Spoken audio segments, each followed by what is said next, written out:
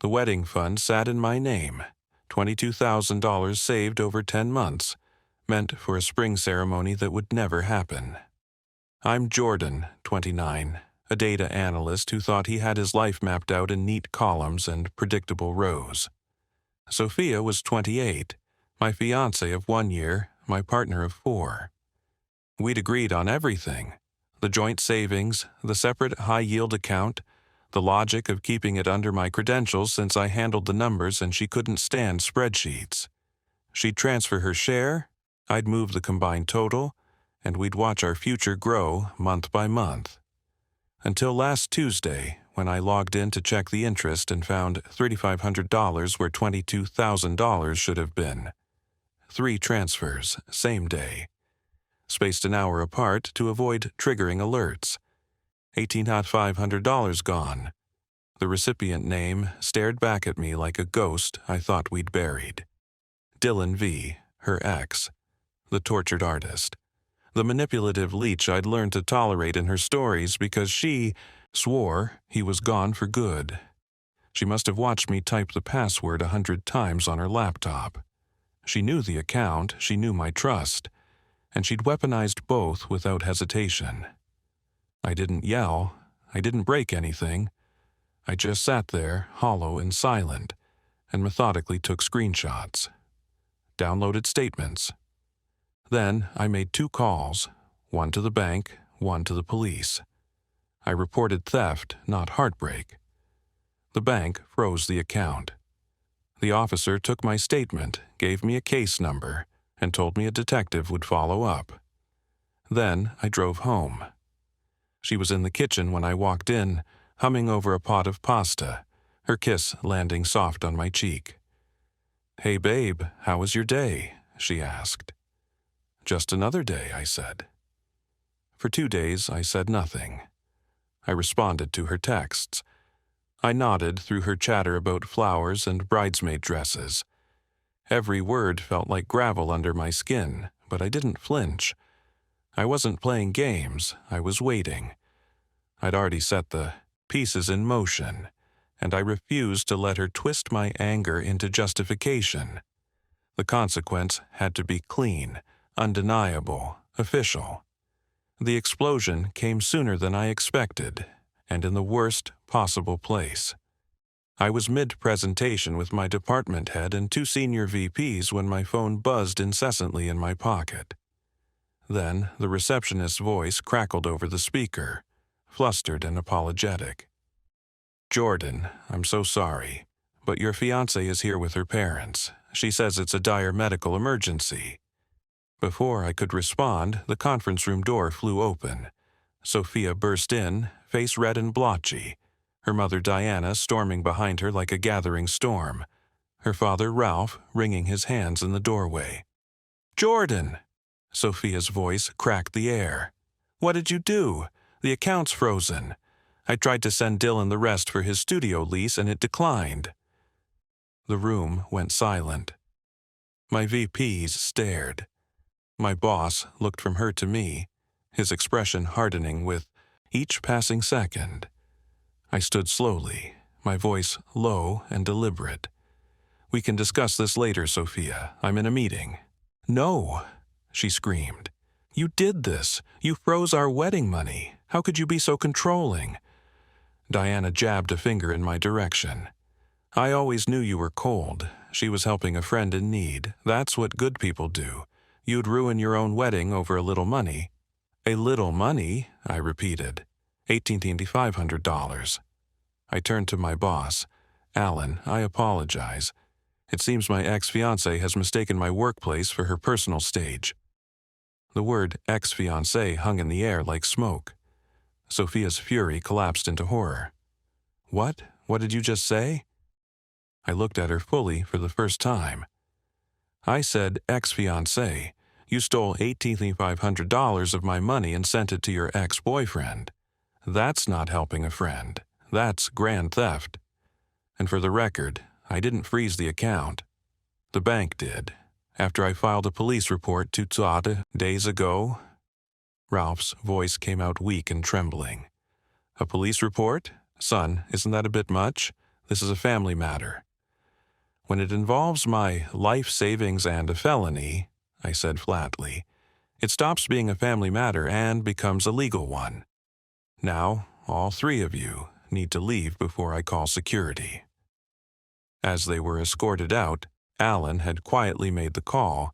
Sophia screamed down the hallway one last time. "You'll regret this, Jordan. You can't just press charges on your fiancé. You're the thief. You stole our future." I stood there, breathing slowly, then turned to Alan. "I'm sorry. I promise this will be handled." He nodded, something like respect flickering in his eyes. "Take the rest of the day, Jordan. Go get your head straight." So I sat in my silent apartment, staring at the walls that now felt tainted, and realized something unsettling. Their meltdown didn't make me feel guilty. It made me feel vindicated. The weeks that followed were a clinic in desperation and delusion. I hired a lawyer the day after the office ambush, a sharp, no-nonsense woman who became worth every cent. Work was fine. Alan was quietly supportive, and the incident faded into the background like an unfortunate footnote. My job was safe. But Sophia and her family launched a full-scale campaign to rewrite the narrative. Diana and Sophia told anyone who'd listen that I was financially abusive, that the money was jointly owned, that I was a controlling monster, and she'd acted out of desperation. Most people who knew me saw through it immediately. When that failed, Sophia tried a more personal angle. Late one night, my phone lit up. "Jordan, we need to talk. I haven't been feeling well. I missed my period. I think I might be pregnant." My blood went cold for 5 seconds. Then my lawyer's voice echoed in my head. This was textbook manipulation. I typed back, "If that turns out to be true, a court-ordered paternity test will be required after the child is born. This does not change the criminal proceedings for theft." Radio silence. The pregnancy was never mentioned again. Then came the certified letter from their lawyer, a formal offer to make it all disappear. If I withdrew my complaint, Sophia would graciously agree to a payment plan, $100 a month.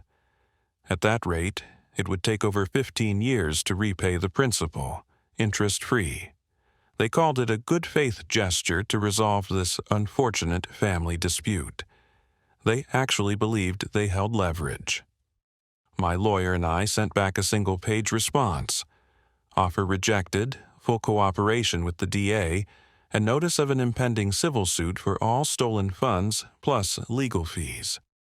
Last weekend, I found the engraved watch I'd bought her as a wedding gift, our Forever, 05.18.25. I sold it at a pawn shop. It wasn't about the money, it was about cutting the last thread. The weight lifting off my chest was indescribable. Justice moves slowly, but it does move. The criminal case closed months later. Sophia and Dylan were formally charged. Their lawyer tried to dismiss it, but the evidence was airtight. Bank records, my testimony, Sophia's confession at my office, and the pièce de résistance, Dylan's Instagram account, where he'd flaunted expensive equipment for his bespoke denim jacket company, funded entirely by our wedding money. My detective loved that part. Faced with the inevitable, they took a plea deal. Sophia pled guilty to felony theft. She avoided jail but got 5 years of probation and was ordered to pay full restitution, $1,800, jointly liable with Dylan. A felony conviction effectively ended her career in HR. Dylan, with a prior fraud conviction, got 6 months in county jail for receiving stolen property and was also on the hook for restitution. His denim company evaporated before it began. The day the plea was entered, I felt nothing. No triumph, no satisfaction. Just the quiet finality of a door closing. My lawyer filed the civil suit the next day. The criminal conviction made it straightforward. Another waiting game began. It's been a year and a half since the life I thought I had crumbled in front of me. I wasn't planning to write again, but something happened that feels like the true end. The civil suit was a formality. The judge awarded me the full $1,800 plus attorney's fees, jointly against Sophia and Dylan. But winning a judgment and collecting money are two different universes. Dylan vanished after his release, likely to another state. We'll never see a dime from him. Sophia, unemployable with a felony record, found work as a waitress. Her wages were garnished, but after taxes and living expenses, I received about $70 a month. A grim, pathetic trickle that felt more like a reminder than restitution. But her probation terms were strict. She had to stay employed. She couldn't miss a restitution payment. When she lost her waitressing job a few months in, she faced a probation violation and possible jail time.